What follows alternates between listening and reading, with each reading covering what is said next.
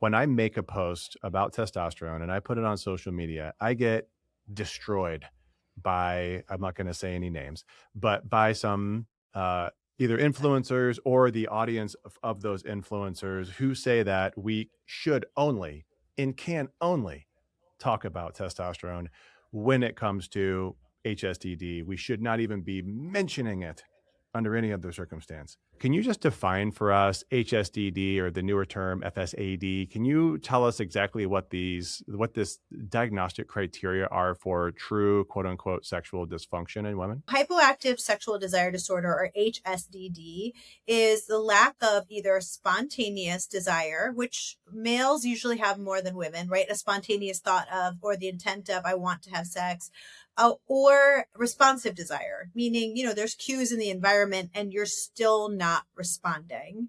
The best example I can give you is that they did a study where they showed all of the participants, they were women, audio or visual erotica, i.e. porn, and then they imaged their brains. And basically what they saw in the women that were struggling with their desire, or the ones that eventually got diagnosed with hypoactive sexual desire disorder, is their inhibitory signals were really, really high and their excitatory signals were really, really low.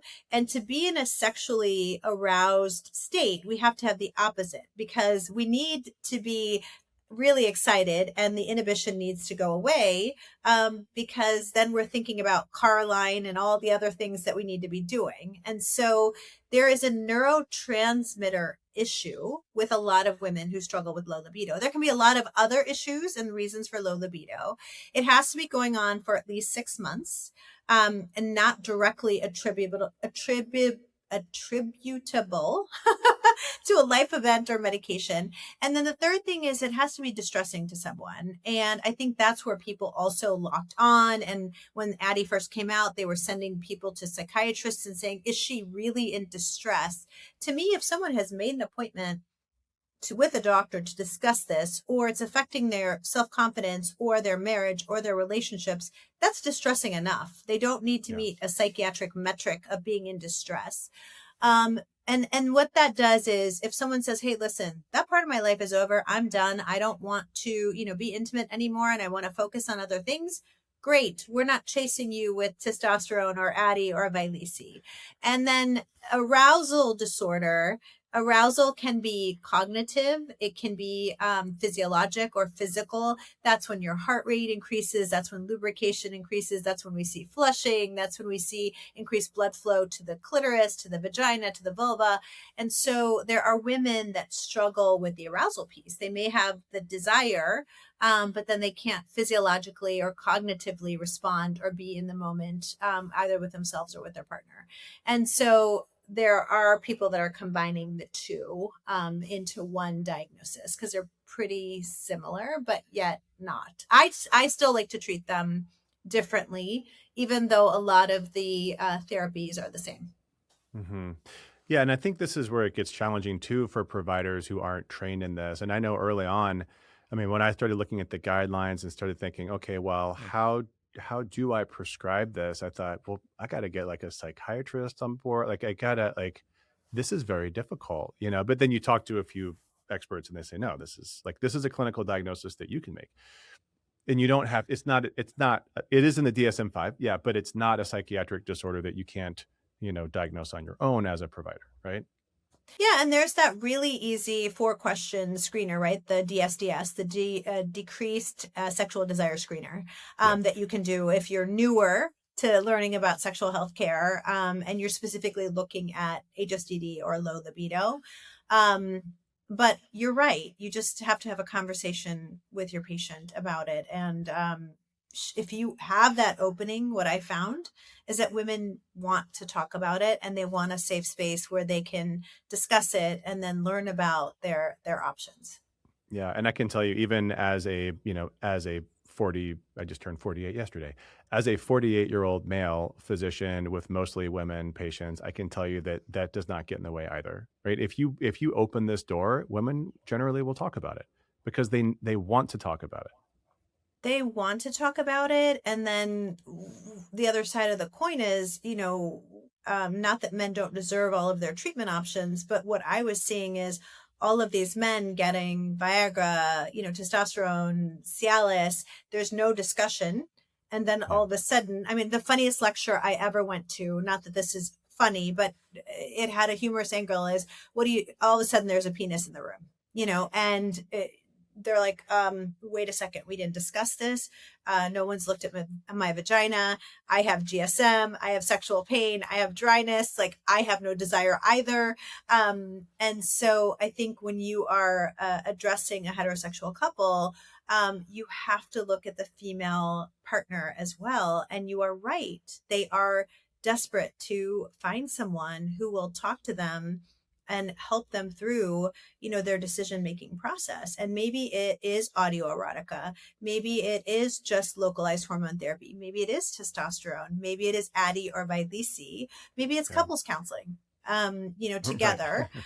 Yeah. Do you know who Mark Sisson is? He was, No. So Mark Sisson is an author, and he wrote a book that changed my life. I don't know how many years ago now, called The Primal Blueprint. And he is a vital, I don't want to call him an older man. He'd be mad at me, but it's got to be in his mid to late 70s. And the guy just looks amazing. And he said it really well. He said, I don't track data. I'm not into biohacking. Like, I don't wear any kind of ring or watch or whatever. He's like, honestly, I'm just looking for these three things. If I'm happy, if I'm hungry, and if I'm horny, then all systems are green. I feel like there's evidence to support, I would love to see better evidence, but I feel like there is evidence to support all the things that you just said. I've looked at it myself. So clinically, how do you, I guess maybe don't fight it back against it. Maybe you don't see it. How do you feel about this real big tidal wave pushing against the use of testosterone for things that are, they're all off label, to be fair, but outside the clinical guidelines? I think you push back with data. So part of the educational platform that I built, and when I was trying to train providers and get them to lock on to newer methodologies like you are, was kill them with kindness, but you also kill them with data. And if people said to me, well, there's no data, I'm like, great, let's collect it. Let's figure it out. I was very careful with testosterone. I actually did check lab levels to make sure that, women were at physiologic, and also followed them up on a pretty regular cadence when we were first starting them on testosterone, because there weren't a lot of people who were teaching me how to do it. And how to prescribe it. So, I talk about that. And then, as someone who, like you, became an entrepreneur and a founder, I find that storytelling is prolific. And storytelling combined with data is even more prolific. And so we collected data on our patients, but I also then would fight back with stories and real examples, clinical examples of women who opted in for testosterone therapy and how we were able to do it safely, effectively, and essentially change their lives. I have women who have said, saved their marriages, saved their mental health, brought back their sex drive. They felt like themselves again. And I think you also counsel very carefully on the safety data and what are the potential side effects. And if you look at, we do have some long-term safety data. There is no increased risk if you're using testosterone correctly with breast cancer or the risk of breast biopsy. You do not increase a woman's risk of bad lipids or increasing her cholesterol when, once again, you're prescribing it correctly. I have seen all kinds of crazy things out there, including someone who was injecting testosterone directly into women's clitori to help with sexual function. I had to correct that with laser. So, that's why I would love to push for an FDA approved testosterone, product. But this is what I will say, where people then push back and say it's impossible to dose, use male products, but use it at a 10th, or it's too expensive. There's this great thing called Topical, that is pretty cheap at a pharmacy that you could put testosterone in. You turn it till you hear an audible click. It dispenses the amount that you need. You take the guesswork away. And we did that patient after patient, and then checked everyone's labs at a regular cadence and got very familiar. I mean, yes, everyone metabolizes drugs differently, but we figured it out, and we laid a path, and we learned, and we shared. So can you data. share with me how you are doing that? Because this is challenging, right? You have the the group of providers that are using FDA approved products approved for men and trying Mhm. to use very small doses, which becomes a challenge, right? It's hard to sometimes hard to measure that small, especially I have women who are doing injections with 100 milligram per ml, and they're injecting, like the smallest amount you can possibly see in a syringe. And I do worry about dosing. I don't prescribe it that way, by the way. Um, but then, you have to then step away from that and use compounded products in the form of creams, which has its own potential challenges. So, what do you think is the best way to do this to navigate this field where we are right now? This is my opinion and just from my clinical experience of prescribing testosterone for a really long time, but I really, really like the Topical system. So I found very reputable compounding pharmacies. And the way I knew they were reputable is that I was checking lab levels on patients and I would check them before Yeah. we started therapy. Now, let me clarify something. I was not just chasing labs. Obviously, for people who are going to respond to this and comment on this and say, we were talking to them, we were measuring FSFIs, we were looking at sexual response, we were talking to them about how, it was affecting them. And were they having any negative side effects? Were they having hair growth? Were they having anger? Because I did have a couple patients who they had roid rage. Did they have any other negative side effects that they were noticing on testosterone? So we obviously saw them for visits.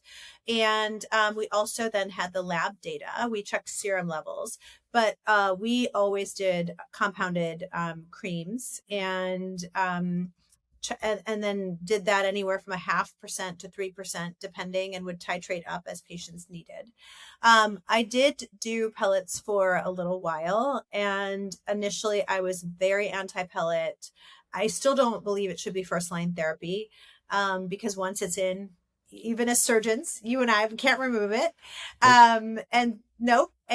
But there were patients who were insistent on that was what they wanted and that's how they felt well, and they did not respond to other methodologies. So I would do it for them because I frankly would rather have them doing that under my care than someone else's, because God forbid if they had some other issue, then I could take care of it. Right. But compounded cream was my way to go with a reputable pharmacy checking labs and monitoring symptoms.